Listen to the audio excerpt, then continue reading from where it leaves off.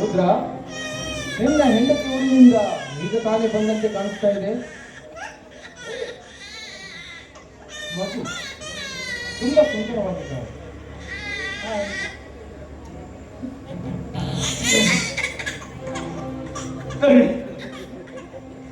ನನ್ನ ಹೆಂಡತಿ ಗೌರ, ನನ್ನ ಹೆಂಡತಿ. ನಿನ್ನ ಹೆಂಡತಿ ಏನಾದಳು? ನನ್ನ ಹೆಂಡತಿ ಗೌರ ಈ ಮಗುವನ್ನು ಕೊಟ್ಟು ಸತ್ತು ಹೋದಳು. ದಣಿ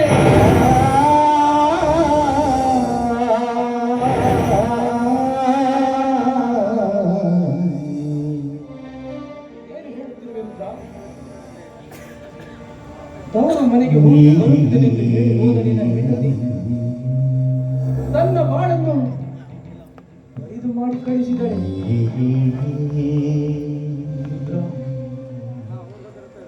ಇದೆಂತಹ ದುರಂತವನ್ನು ನೀನು ರುದ್ರ. ಇಂದು ಸತ್ತಿರುವುದು ನಿನ್ನ ಹೆಂಡತಿಯಲ್ಲ ರುದ್ರ, ನಿನ್ನ ಹೆಂಡತಿಯಲ್ಲ, ನನ್ನ ಒಡ ಹುಟ್ಟಿನ ತಂಗಿ ರುದ್ರ.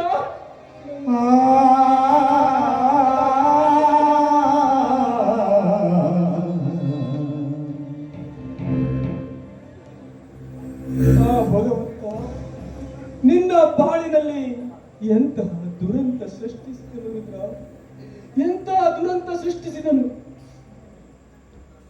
ನಿಜ ಗಣಿ, ನಿಜ.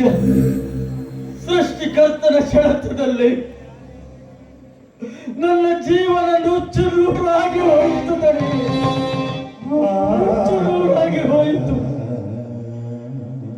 ಬದುಕೆಂಬ ಬಾಳ್ವೆ ಎಂಬ ಬಂಡಿಯನ್ನು ನಾವಿಬ್ಬರು ಗಂಡ ಹೆಂಡತಿ ಸಂತೋಷದಿಂದ ಜಗ್ಗುತ್ತಿದ್ದರು. ಆದರೆ ಒಂದು ದಿನ ಬದುಕೆಂಬ ಬಂಡಿಯ ಚಕ್ರ ಕಳಚಿ ಬಿದ್ದು ಹೋಯಿತು ತಡೆ, ಕಳಚಿ ಬಿದ್ದು ಹೋಯಿತು. ನನ್ನ ಬಾಳು ಬರಡಾಯಿತು ತಡೆ, ಬರಡಾಯಿತು. ಈ ಮಗು ಅನಾಥವಾಗಿ ಬಿಡ್ತು ತಡೆ, ಅನಾಥವಾಗಿ ಬಿಡ್ತು. ಮಗುವನ್ನು ತಪ್ಪಲೆ ಮಾಡಿ ನನ್ನ ಗೌರ ನನ್ನನ್ನು ಬಿಟ್ಟು ಹೊರಟು ಹೋದಳು.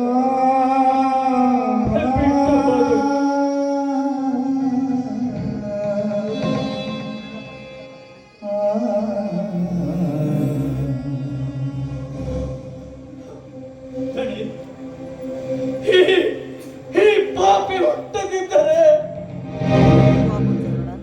ಈ ಪಾಪಿ ಹುಟ್ಟದಿದ್ದರೆ ನನ್ನ ಹೆಂಡತಿ ಸಾಯುತ್ತಿರಲಿಲ್ಲ ತಡಿ.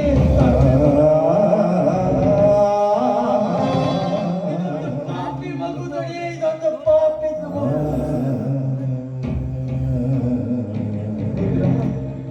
ರುದ್ರ, ನಿನ್ನ ಕಲ್ಪನೆ ತಪ್ಪಾಗಿದೆ ರುದ್ರ, ತಪ್ಪಾಗಿದೆ.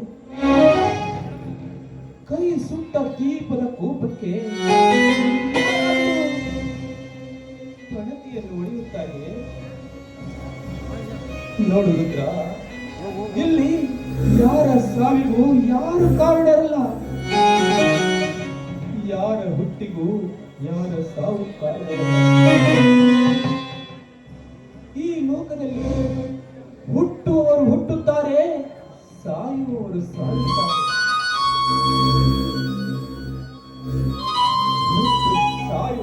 ಮಧ್ಯೆ ಸಂಬಂಧ ಕಲ್ಪಿಸಲು ನಾವ್ಯಾರು ರುದ್ರ? ನಾವ್ಯಾರು? ಅವರವರ ಭೋಗ ಅವರವರ ಬೆನ್ನಿಗೆ ಕಟ್ಟಿಕೊಂಡು ಬಂದಿರುವವರೇ ಎಲ್ಲ ಅಂದ ಮಾನವರು ಹುಚ್ಚುತನಕ್ಕೆ ಬಡಿದಾಡಿ ಸಾಯುತ್ತಾರೆ. ಅದೇ ಈ ಮಾನವರ ಮೂರ್ಖತನ ಮೂರ್ಖತನ. ಅಂದ್ರೆ ದಣಿ, ನಾನು ಮಾಡಿಕೊಂಡ ಹೆಂಡತಿಯನ್ನು ಮರೆಯಬೇಕಾ ದಣಿ, ಮರೆಯಬೇಕಾ?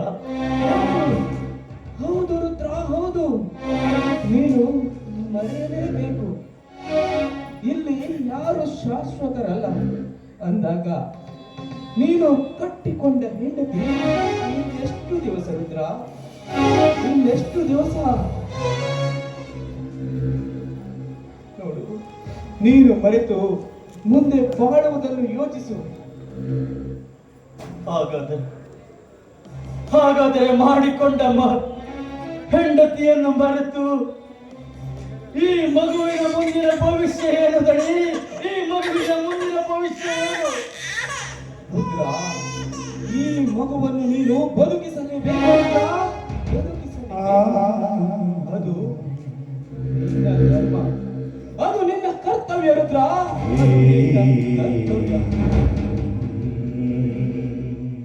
ಮಗುವಿಗೆ ಹಿಂದೆ ಅಂಬಿಕಾ ಅಂತ ನಾಮಕರಣ ಮಾಡು. ಅವಳನ್ನು ಅವರಿವರ ಮನೆಯಲ್ಲಿ ಬಿಟ್ಟು ಕೂಲಿ ನಾಲಿ ಮಾಡಲು ಹಚ್ಚಬೇಡ. ಅವಳಿಗೆ ಒಂದು ಒಳ್ಳೆಯ ವಿದ್ಯಾಭ್ಯಾಸ, ಸುಶಿಕ್ಷಿತರ ಸಾಲಿನಲ್ಲಿ ನಿಲ್ಲಿಸು. ಅವಳಿಗೆ ಬೇಕಾದ ಆಶ್ರಯ, ಪ್ರೀತಿ, ಊಟ, ಉಪಚಾರ ಎಲ್ಲವನ್ನು ಕೊಟ್ಟು ನಾನು ನೋಡಿಕೊಳ್ಳುತ್ತೇನೆ ರುದ್ರ. ಇವಳು ಇಂದಿನಿಂದ ನಿನ್ನ ಮಗಳಲ್ಲ, ನಿನ್ನ ಮಗಳಲ್ಲ, ನನ್ನ ನನ್ನ ಮಗಳಂತೆ ನಾನು ಭಾವಿಸುತ್ತೇನೆ. ನನ್ನ ಮಗಳಂತೆ ಭಾವಿಸುತ್ತೇನೆ.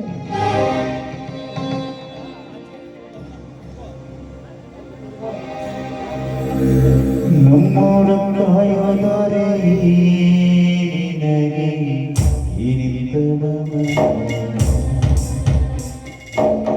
ಕಣ್ಣೀರ ವರ್ಷ ನಿನಗೆ 10,000 ರೂಪಾಯಿ ನಿನ್ನ ಮಗಳ ವಿದ್ಯಾಭ್ಯಾಸಕ್ಕಾಗಿ. ಅಪ್ಪೋರೆ, ಈ ನಿಮ್ಮ ಋಣವನ್ನು ಹೇಗೆ ಮುಟ್ಟಿಸಲಿ ದಣಿ, ಹೇಗೆ ಮುಟ್ಟಿಸಲಿ? ಸಾವಿರ ಜನ್ಮ ಸಾಪವನ ನೀಲ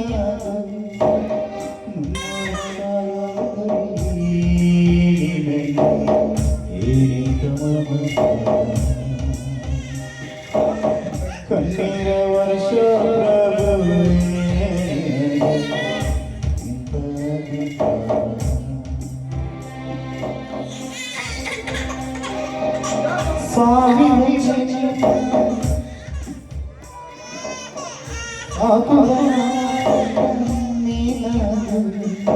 ಕಣ್ಣೀರು ಹಾಕಬೇಡ ರುದ್ರ, ಕಣ್ಣೀರು ಹಾಕಬೇಡ. ಮುಟ್ಟಿಸುವ ಕಾಲ ಆ ದೇವರು ಒಂದಲ್ಲ ಒಂದು ದಿನ ತಂದೆ ತರುತ್ತಾನೆ ರುದ್ರ. ಇವಳನ್ನು ಯಾರ ಮನೆಯಲ್ಲಿ ಕಳಿಸಿಕೊಡುವೆ? ತಡಿ, ಇಲ್ಲಿ ಯಾರ ಮನೆಯಲ್ಲೂ ನನ್ನ ಮಗುವನ್ನು ಬಿಡುವುದು, ಯಾರ ಮನೆಯಲ್ಲೂ ಈ ಮಗುವನ್ನು ಬಿಡುವುದಿಲ್ಲ. ಬೆಂಗಳೂರಿನಲ್ಲಿ ನನ್ನ ತಂಗಿ ಇದ್ದಾಳೆ. ಹೊಟ್ಟೆ ಪಾಡಿಗಂತ ಬೆಂಗಳೂರಿನಲ್ಲೇ ಜೀವನ ಸಾಗಿಸ್ತಾ ಇದ್ದಾಳೆ. ಹೋಗಿ ತುಂಬಾ ವರ್ಷವಾಗಿದೆ. ಅಲ್ಲಿ ನನ್ನ ತಂಗಿಯ ಮಗ ಅರವಿಂದನು ಕೂಡ ಅಲ್ಲೇ ಇದ್ದಾನೆ. ಅಲ್ಲಿ ಹೋಗಿ ನನ್ನ ತಂಗಿಯ ಮನೆಯಲ್ಲಿ ಈ ಮಗುವನ್ನು ಬಿಡ್ತೇನೆ. ಅಣ್ಣನ ಮಗು ಅಂದರೆ ತುಂಬಾ ಜೋಪಾನವಾಗಿ ನೋಡಿಕೊಳ್ಳಬಹುದು, ತುಂಬಾ ಜೋಪಾನವಾಗಿ ನೋಡಿಕೊಳ್ಳಬಹುದು. ಅಲ್ಲೇ ಹೋಗಿ ಬಿಟ್ಟು ಬರುತ್ತೇನೆ. ಹಾಗೆ ಮಾಡುವುದ್ರ? ಈ ಮಗು ಇನ್ನು ಹಾಲು ಕುಡಿಯುವ ಹಸುಗೊಸು. ಇವಳು ಇನ್ನು ಈ ಊರಿನಲ್ಲಿ ಇರುವುದು ಬೇಡ. ಈ ಮಗುವಿಗೆ ಒಳ್ಳೆ ವಿದ್ಯಾಭ್ಯಾಸ ಕೊಡಿಸುವಂತೂ ತಂಗಿಗೆ ಹೇಳಿ ರುದ್ರ. ಹಾ ಕಲಿಕಣಿ. ಹೆಂಗ ಕಳಿಯಲು ಬಾಳನ್ನ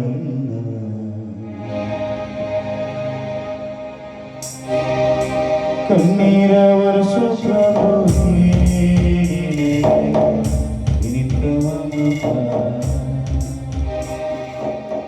ಸಾವಿರ ಜನ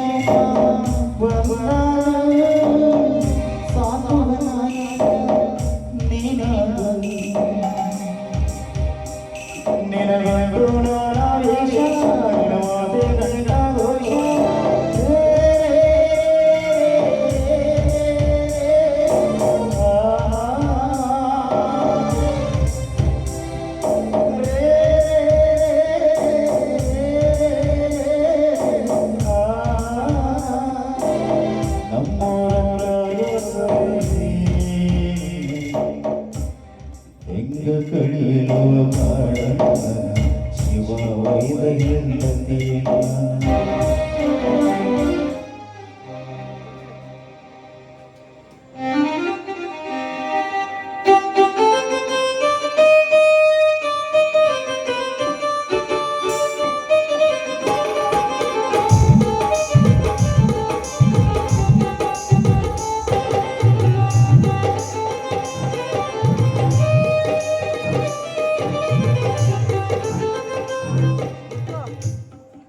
ಕಲಾಮರಿಗಳಲ್ಲಿ ಸೇವೆಯ ವಿಜ್ಞಾಪನೆಗಳು.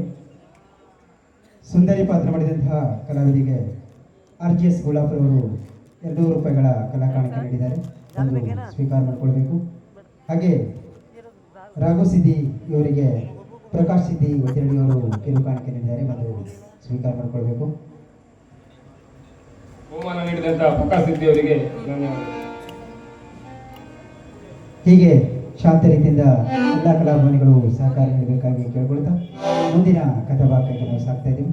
ಧನ್ಯವಾದ.